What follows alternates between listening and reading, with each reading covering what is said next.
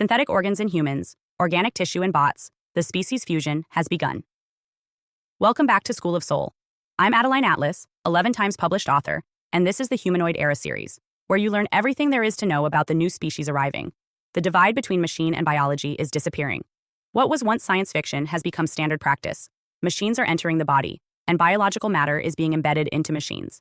In this episode, we examine the ongoing fusion between humans and humanoids, specifically the use of synthetic organs inside people and organic tissue inside robots. This is not a future hypothesis. It is already happening in clinical labs, military contracts, organ-on-chip platforms, and advanced robotics research. The term cyborg once referred to a rare and radical concept, a human with mechanical enhancements. Today, it describes millions. Heart patients receive synthetic valves. Diabetics use smart insulin pumps. Neurological disorders are treated with deep brain stimulation implants. Cochlear implants convert sound into electrical signals interpreted by the brain. And spinal cord injuries are being treated with wearable exoskeletons that relay motion intent into robotic limbs. All of these are examples of synthetic augmentation inside the biological frame. On the other side of the divide, engineers are creating machines that don't just mimic human movement, they integrate living cells. In 2022, researchers at the University of Tokyo and Harvard's Weiss Institute created biohybrid robots that use muscle tissue grown in lab environments to power movement. These machines are controlled digitally, but their motion is generated by living fibers stimulated with electricity. The result is a robot that walks not because of motors, but because of contracting biological tissue. The implications of this are profound. For humans, synthetic implants are increasingly accepted. In the United States alone, over 2.5 million people live with artificial heart valves. Bionic eyes using retinal implants are undergoing clinical trials in Australia and the UK. Artificial pancreases that regulate insulin through AI logic are now FDA approved. Each of these devices represents a shift in where the boundary of the human body ends. Unlike pacemakers or prosthetics of the past, these new systems are interactive. They don't just assist the body, they analyze it, learn from it, and respond to changes in real time. Many are connected to wireless networks, allow for over-the-air updates, and include diagnostic dashboards. This means human biology is no longer autonomous, it is networked. And that network is managed not only by doctors, but by machine intelligence. In humanoid development, the reverse is happening. Engineers are growing vascularized tissue on scaffolds, allowing robotic skin to include blood-like flow for temperature regulation and nutrient delivery. Synthetic skin with embedded nerve-like structures has been demonstrated by multiple labs, including Stanford and Seoul National University. These skins can detect temperature, pressure, and texture. In some models, living cells are used to repair minor damage, mimicking wound healing. In other words, the robot doesn't just sense, it maintains its surface using biological logic. In 2021, researchers at the University of Tokyo created a robotic finger covered in cultured human skin, which could heal when cut. The experiment proved that living cells could survive on a machine, maintain structure, and respond to environmental stressors. The skin was not conscious, but it behaved biologically, including producing protective oils and adapting to friction. This development is not cosmetic. As humanoids enter caregiving, therapy, and social service roles, their interfaces must feel realistic. Tactile feedback, warmth, flexibility, and moisture regulation are all required for natural interaction. By using lab-grown organic tissue on robot surfaces, engineers are creating machines that not only resemble humans, but operate within the same material language. In the private sector, companies like Psionic, Neuralink, and Synchron are moving aggressively toward the normalization of brain-machine interfaces. Neural implants now allow patients to control cursors, text messages, and robotic limbs using thought alone. These systems require surgical insertion, real-time decoding of neural activity, and AI training to align with the user's intent.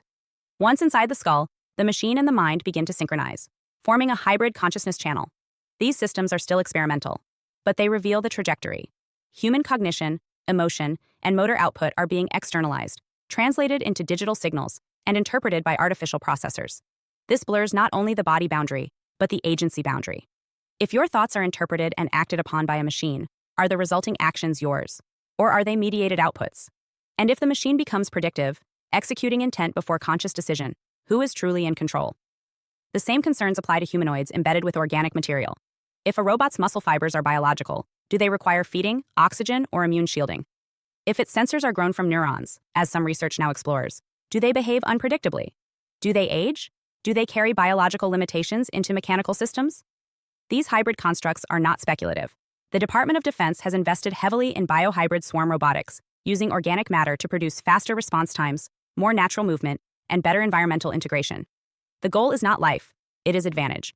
But the result is the same: the creation of organisms that are neither alive nor inanimate.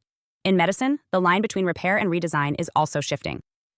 Some patients now request enhanced versions of organ implants, systems with Bluetooth, AI diagnostics, or extended durability. In such cases, the replacement is not restoring baseline function, it's improving it. And that improvement, when generalized, leads to a new standard of what it means to be physically normal.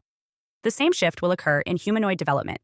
Once robots include living cells, they will no longer be repairable using simple parts. They will require cross-discipline medicine, bioengineers, tissue specialists, and software experts. This creates a maintenance infrastructure that mirrors hospital systems, not IT departments. As these systems scale, we will see supply chains for living components, bioinks, 3D printed tissue, genetically modified cell lines designed for robot skin compatibility. These industries already exist in tissue engineering labs. When they merge with consumer robotics, the market for organic robotic components will grow rapidly. From a legal standpoint, the questions become difficult. If a human receives a fully synthetic liver with embedded AI regulation, is that organ property or body? Can it be recalled by the manufacturer? Can it be hacked? Can it be repossessed in a legal dispute? Likewise, if a humanoid robot is grown with neuron-based logic circuits using human stem cells, a process already being tested in neural tissue labs, does it qualify as synthetic or partly biological? If damaged, does it require medical intervention? If used in violence, is it treated as malfunction or ethical breach? From a social standpoint, the fusion of species boundaries will destabilize identity categories. Children born with neural implants may never experience analog cognition. Adults enhanced with synthetic muscle may outpace natural performance. Robots with growing skin or living vision modules may elicit new forms of empathy or unease. And in time, people may no longer distinguish between human with robotic parts and robot with human parts. The religious implications are significant. In some traditions, the body is sacred not because of its function, but because of its design. If that design is replaced, piece, by synthetic components, does the soul remain? Can a body be 80% synthetic and still qualify as human in spiritual terms? And if a robot includes growing tissue, human cells, or a lab-grown brain scaffold, does it count as life in the moral sense? These questions are not future philosophy. They are imminent decisions. Hospitals will soon need to certify hybrid prosthetics. Courts will face lawsuits over failed implants with AI logic. Insurance companies will assess risk based on body augmentation.